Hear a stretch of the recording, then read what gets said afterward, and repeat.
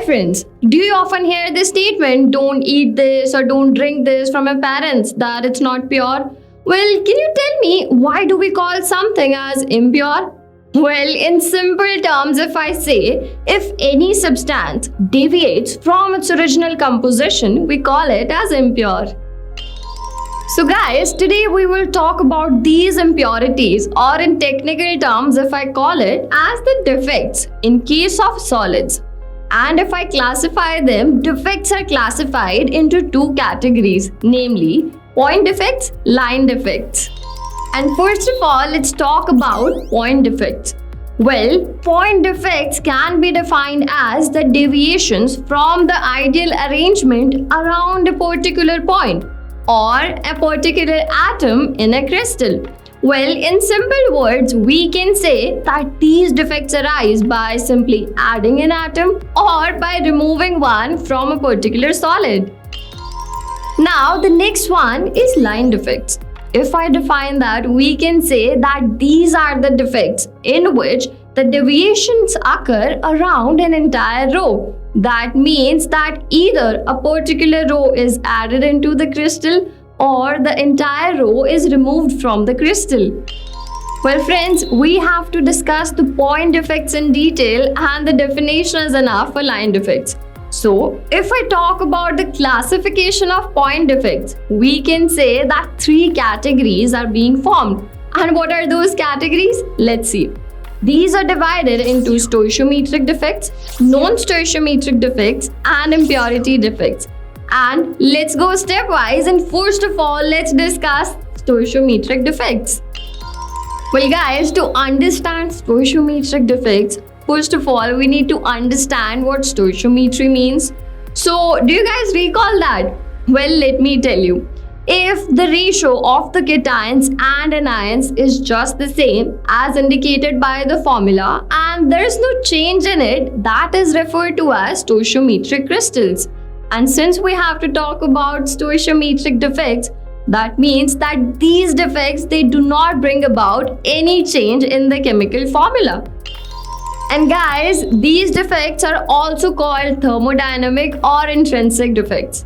Now again, if I talk about the classification, stoichiometric defects are classified into four categories, namely vacancy defects, interstitial defects, Schottky defects, and Frankel defects.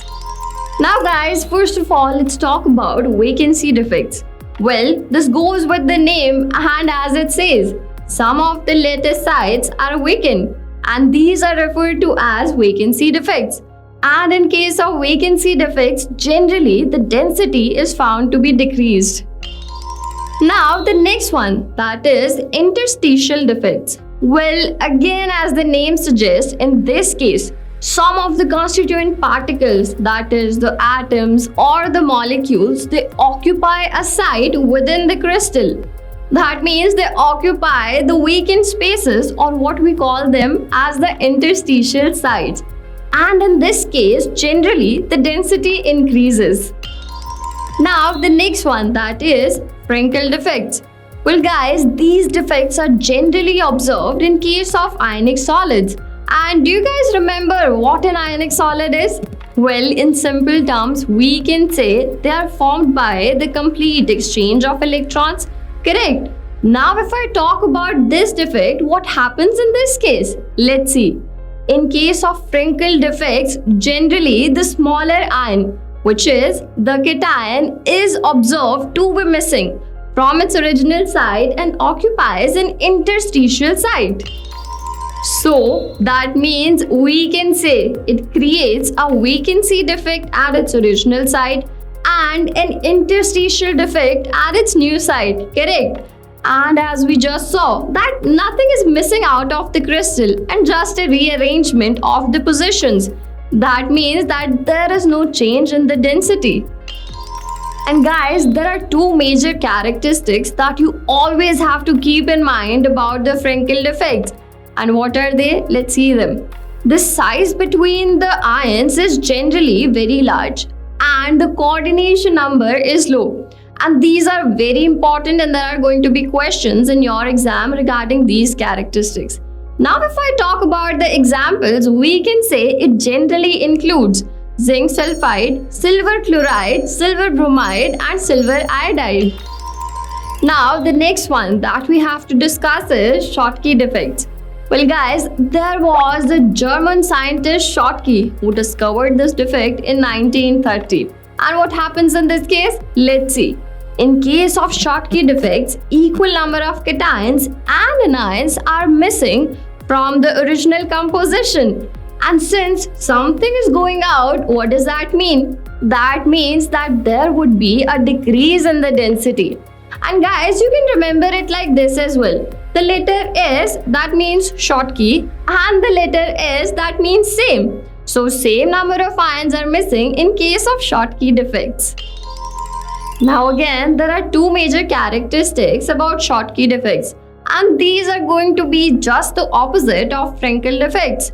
And the major characteristics, they include almost same size of cations and anions and a high coordination number. And if I talk about the examples, they generally include sodium chloride, potassium chloride, cesium chloride, and silver bromide. And now you might say that silver bromide we just did in Frenkel defect. Well, guys, you have to memorize this one, and this example is very important because silver bromide is an example of both Schottky defect and Frenkel defect. Now, guys, the next one is impurity defects.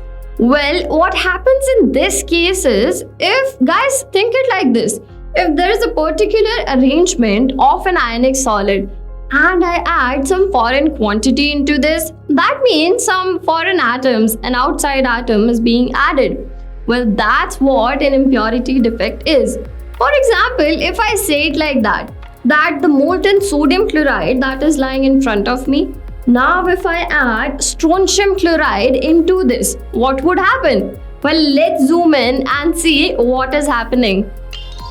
Now we have sodium chloride and strontium chloride. That means sodium ion, chloride ion, strontium ion and chloride ion. These two chlorides are same. That means the ion which is different is the strontium ion. So what happens is that some of the sodium ions, they are being replaced by the strontium ions. And as you can see, it has a charge +2 and it has a charge +1.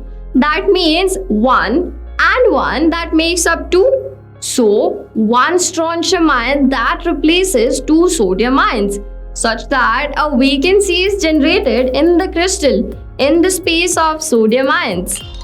So guys, we can say that when we added strontium into the structure, one site remains vacant and one is occupied. So to remember it, or in terms of mathematics, we can say that number of vacancies generated is always equal to the number of strontium ions added. As we did in this case, we added 1 strontium ion such that 2 places are being taken by it. That means it can cover up the place for 1 sodium ion and 1 vacancy is generated.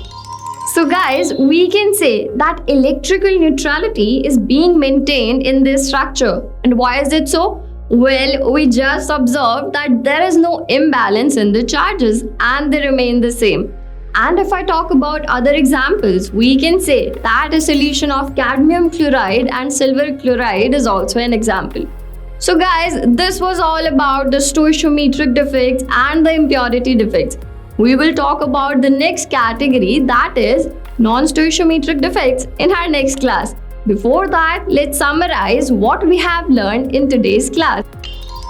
Stoichiometric defects: the crystals in which the cations and anions are in the same ratio as given by the chemical formula. These structures are called as stoichiometric crystals, and point defects do not change the stoichiometry. Point defects. Point defects can be defined as the deviations from the original composition around a particular point or an atom in the crystal. Vacancy defects. When some of the lattice sites are vacant, they are termed as vacancy defects.